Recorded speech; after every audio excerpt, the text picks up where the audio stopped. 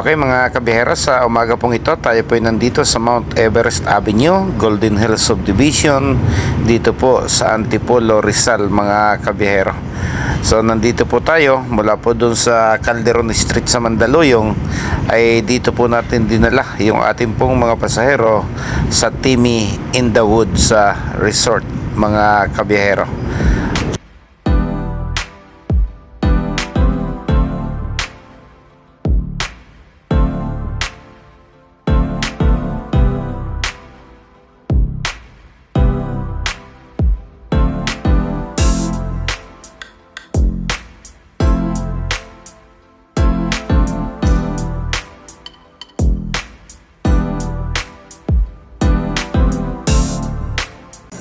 So, coaster po ang minanihon natin ngayong araw.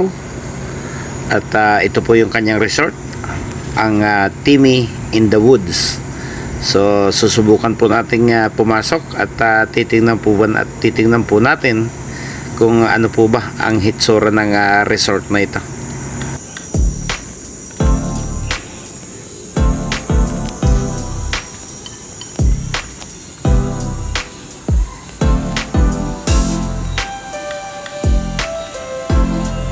Busing, may brochure ka? May brochure kayo? Wala.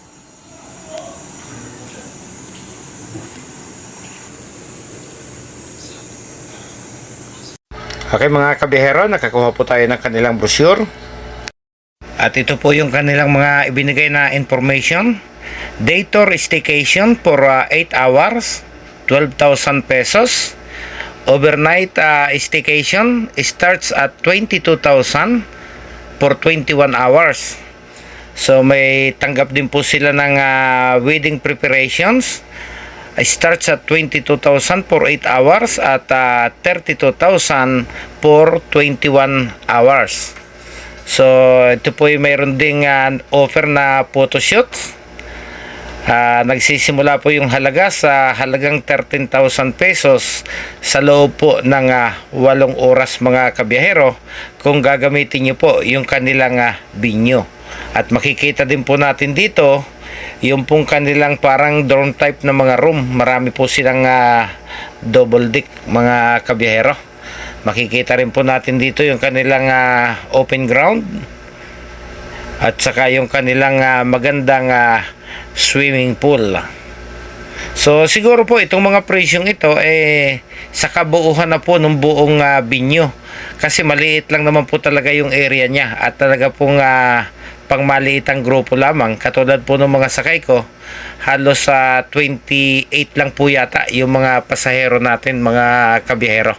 Pero napakaganda, tahimik at siyempre malapit dahil nasa lungsod lang po siya ng Antipolo. Malapit kung kayo nasa Metro Manila manggagaling.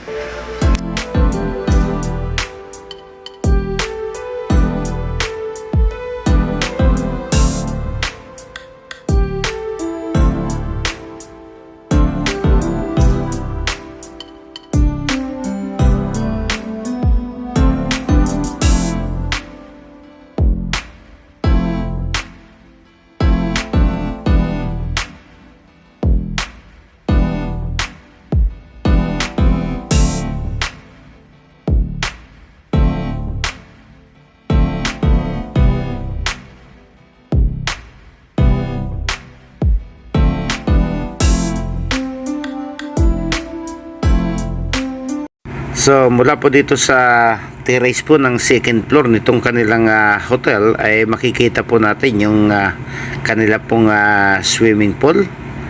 Nasa gitna po siya ng kakahuyan. Akmang-akma po yung kanyang pangalan na Timmy in the Woods mga kabihero. Pero maganda po yung kanilang swimming pool at napakalinaw po ng tubig.